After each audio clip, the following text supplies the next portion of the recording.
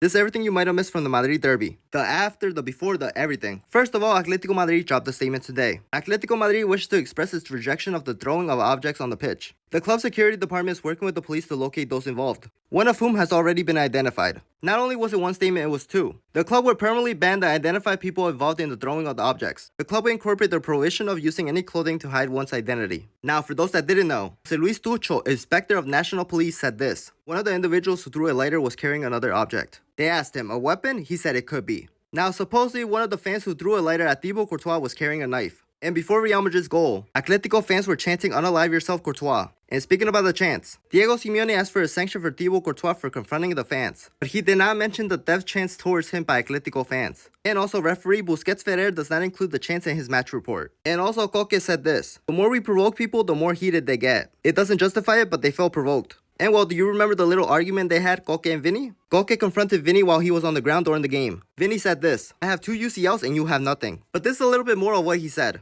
You lost 2 finals because you are bad. I won 2, I played for Real Madrid. And speaking about chants, Anti-Violence Committee is investigating monkey chants against Vinny Jr. by Atletico fans last night. And well, now, according to Marca, Atletico Madrid will now face 2 to 3 game sanctions of a partial closure of the Metropolitano for last night's actions. And even professional photographer Jordan said this: tonight I experienced the worst game of my life. Not on the football level, but on a human level. Hundreds of Atletico Madrid fans chanting monkey towards Vinny Jr., making monkey noises with disgusting racist insults by both adults and little children. Never felt so bad in my life. The atmosphere was so heavy. I'm still in awe that I experienced this. Racism is a terrible thing that must be severely punished. It doesn't belong anywhere. We are with you always, Vinny Jr. Now, this is everything he said, but in Spanish. So, La Liga have filed a case against Atletico Madrid fans for these chants. Madristas, sons of, puti, you son of a, jump up and down and F the Madristas, and Courtois, unalive yourself. And also, an Atletico Madrid fan was expelled for kicking a woman wearing a Real Madrid shirt. And Courtois was also telling the Real Madrid bench that he got injured. This happened in the last minutes of the game. However, Ancelotti had already made 3 substitutions in 3 different windows. And well, he couldn't do anything else.